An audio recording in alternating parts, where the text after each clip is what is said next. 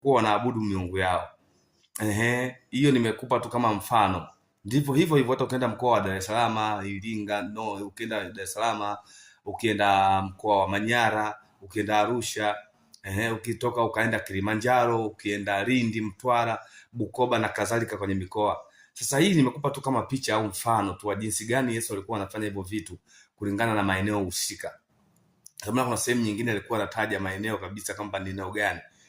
Hapa ni Galilaya, Nazareti, si ndio? Sasa hiyo ilikuwa ni mikoa mbalimbali ambayo ilikuwa inahudumiwa na Yesu Kristo.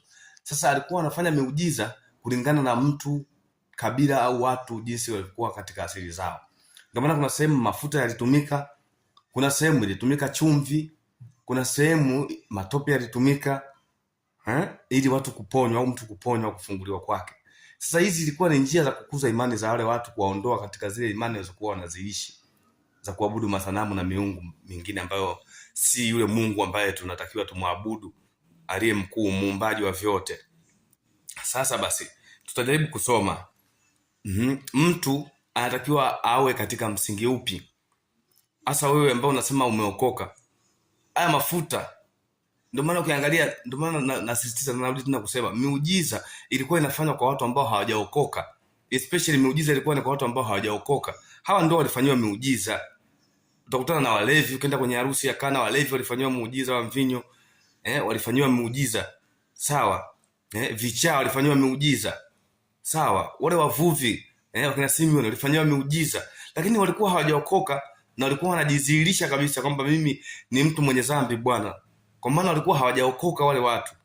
Lakini alifanya miujiza ili kukuza au kutengeneza imani kwa wale watu, ili sasa watoke kwenye ile misingi yao ya kuabudu miungu na masanamu, ili waende kwenye kuabudu Mungu halisi. Sasa wewe ambaye umeokoka unachanganyikiwa, unachanganywa akili na mafuta. Unasikia habari ya mafuta. Mafuta hii ni biashara tu kama biashara nyingine. Ndio maana unakuta watumishi wengi wanaotoa mafuta, wengi ukifuatilizia kwa ndani utakutana na habari ya biashara. Utatoa shilingi 2,000 upate mafuta. Utatoa 3,000 upate mafuta. Utatoa 4,000 sio upate mafuta. Utatoa 1,000 ili upate mafuta. Utatoa 5,000 na kadhalika, kwamba kulingana na kiwango ambacho wao wanakipima, wanayauza. Watu wanayanunua yale mafuta. Sasa ngoja nikupe siri ambayo uielewi kwenye mafuta au kwenye vitu ambavyo wengine wanasema hivi ni vitu vya madhabahuni. Vitu vya madhabahuni. Ukisoma maandiko nyakati za kale huko kwenye mambo ya Torati huko, watu walitumia vitu vya madhabahuni walilaaniwa.